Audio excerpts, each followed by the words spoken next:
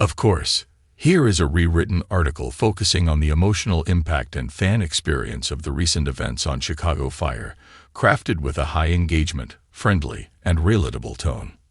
We need to talk about Stella Kid, a gut punch to the heart of Firehouse 51. Okay, let's just take a collective breath. Some nights, you sit down to watch Chicago Fire expecting the usual, right? The heart-pounding rescues, the firehouse banter, the simmering drama that keeps us glued to our screens week after week. You expect to feel the adrenaline, the warmth of the Firehouse 51 family, and maybe even shed a tear or two. But then there are nights like this one. Nights that leave you staring at a black screen, your jaw on the floor, feeling like you've just been punched in the gut. Last night was one of those nights, and the name on everyone's mind, the question mark hanging over our entire One Chicago family, is Stella Kid. For those who haven't seen it yet, consider this your moment to turn back, because we are about to dive deep into the events that left us all reeling. For everyone else who is still trying to process what we witnessed, pull up a chair. We need to talk. The call seemed like any other, if you can ever call a roaring inferno any other. Smoke billowed, sirens wailed, and the well-oiled machine of Truck 81 and Squad 3 went to work. Lieutenant Kidd, as always, was at the forefront, a fearless leader, charging into the chaos to save lives. It's what she does. It's who she is. We've seen her walk through flames, navigate treacherous situations, and emerge covered in soot, but standing tall, a beacon of strength and resolve. But this time was different. The details are a blur of smoke and shouting, of collapsing structures and frantic calls over the radio. In the chaos of the blaze, something went terribly wrong. The moment we saw her falter, the moment the unshakable Stella Kid was in jeopardy, was the moment every fan's heart collectively stopped. The ensuing scramble to get to her, the panicked look on the faces of her crew, her family, felt all too real. The action then shifted from the fiery chaos of the scene to the cold, sterile quiet of a Chicago Med hallway.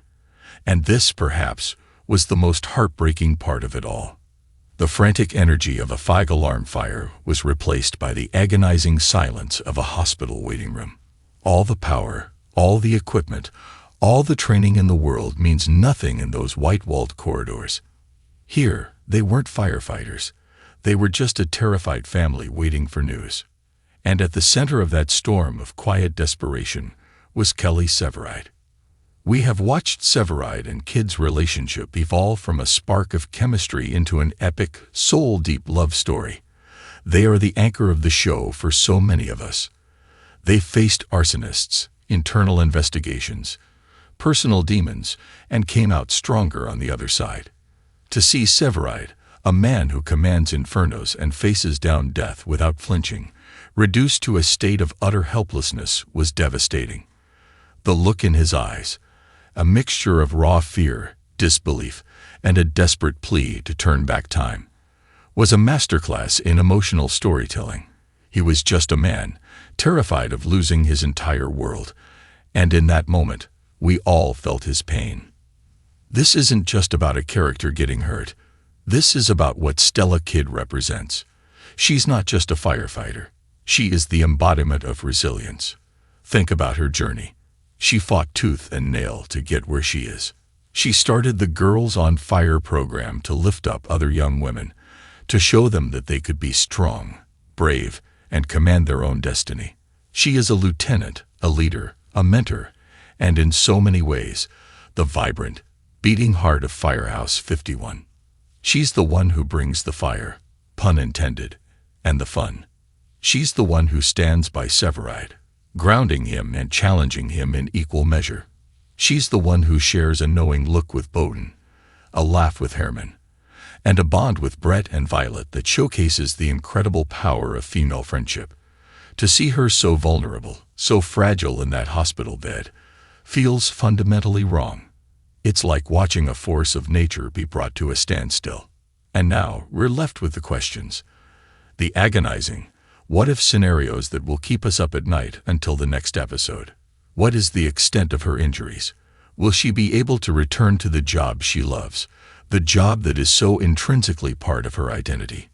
How will this trauma affect her and Severide, a couple that has already been through so much? This storyline cuts deep because it attacks the very core of what we love about the show. The idea of this found family being invincible together. They are the ones who run into the danger, and we rely on them coming out the other side. When one of them falls, the entire foundation feels shaken.